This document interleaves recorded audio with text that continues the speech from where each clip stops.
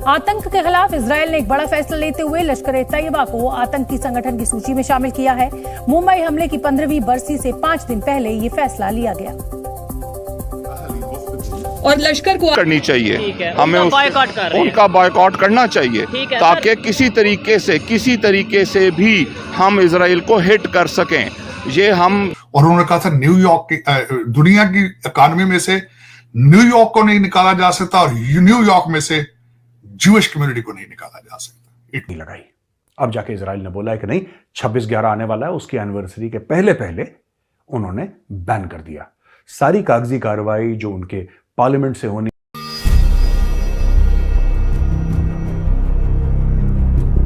नमस्कार दोस्तों, आप सभी का स्वागत है आपके अपने YouTube चैनल पे और मैं आपके लिए एक और इंटरेस्टिंग सी वीडियो लेके आया हूँ। तो दोस्तों आज बात करते हैं इजराइल के ऊपर।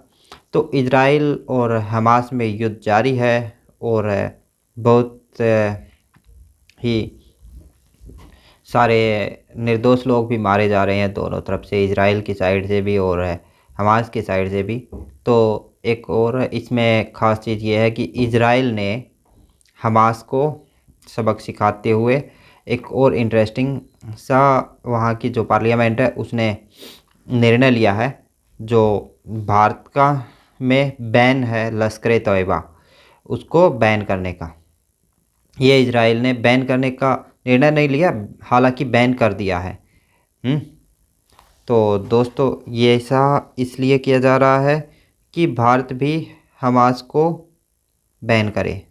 हालांकि बैन कर देना चाहिए अभी तक, पता नहीं क्यों, बट इसका भी कुछ ना कुछ रीज़न रहा होगा जो भारत ने अभी तक बैन नहीं किया, बट कर देना चाहिए था।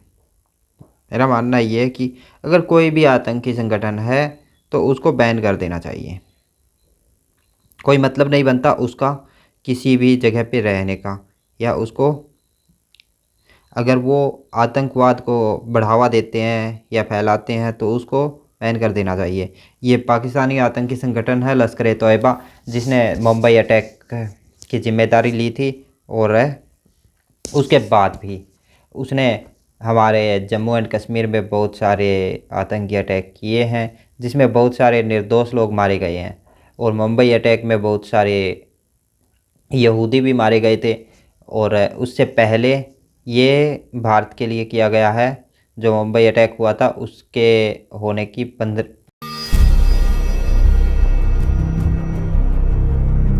आतंक के खिलाफ इजरायल ने एक बड़ा फैसला लेते हुए लश्कर-ए-तैयबा को आतंकी संगठन की सूची में शामिल किया है। मुंबई हमले की 15वीं बरसी से 5 दिन पहले ये फैसला लिया गया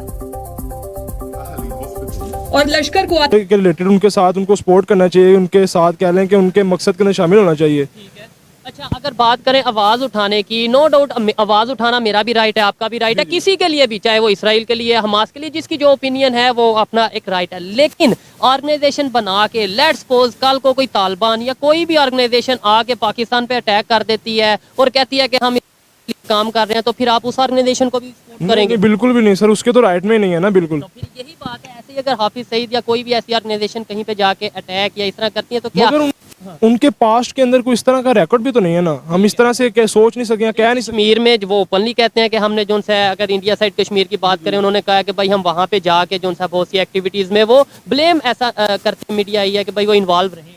तो फिर इसके बारे में तो फिर कुछ नहीं कह सकते हम किसी के रिलेटेड। क्या कहेंगे हमें उनकी प्रोडक्ट्स को, जैसे या मैकडॉनल्ड्स है, पेप्सी है, या इस तरीके से जो प्रोडक्ट्स हैं उन्हें बैन करना चाहिए, उन्हें बॉयकॉट करना चाहिए, और उसका कोई फायदा भी होगा कि नहीं? सर बिल्कुल फायदा होगा। देखें ना कि उनकी यहाँ पे प्रोडक्ट्स वगैरह अगर हम बाय करते हैं तो वो डायरेक्टली इनडायरेक्टली उनको प्रॉफिट जा रहा है। ठीक है, जब अगर हम लोग जिस तरह हम देखेंगे मैकडॉनल्ड वगैरह के अंदर काफ़ी ज़्यादा उनको जो है ना लॉस हुआ है। स्टारबक्स कह लें आप, वो बहुत बड़ी एग्जांपल है, उसकी सेल के अंदर जो है ना काफ़ी मतलब हद तक जो है वो कमी आई है। तो फिर हमें यही चीज़ है कि हम उनको बायकआउट करें, ज़रूर करें, ताकि और अगर हम मतलब हम अपना एक रोल प्ले करें ना, अगर हम ज़्यादा से ज़्यादा कोई ठीक है तो हमें उनका साथ देना चाहिए। हमें उनके साथ मुश्किल वक्त है, उनके साथ खड़ा होना चाहिए। ठीक है। और जहां दूसरी बात आपने कही, अभी थोड़ी देर पहले हम रेस्टोरेंट में खाना खा रहे थे और पेप्सी हमें सर्व की गई जिसको हमने ना की। हम एक पाकिस्तानी रेस्टोरेंट में बैठे हुए हैं, मैकडोनल्ड्स, KFC जो मल्टीनेशनल ब्रांड्स हैं जो इजरायली बैकिंग के साथ पाकिस्तान में काम कर रहे हैं, तो हमें उसको ना करनी चाहिए, हमें उनका बॉयकॉट करना चाहिए ताकि किसी तरीके से भी हम इजराइल को हिट कर सकें।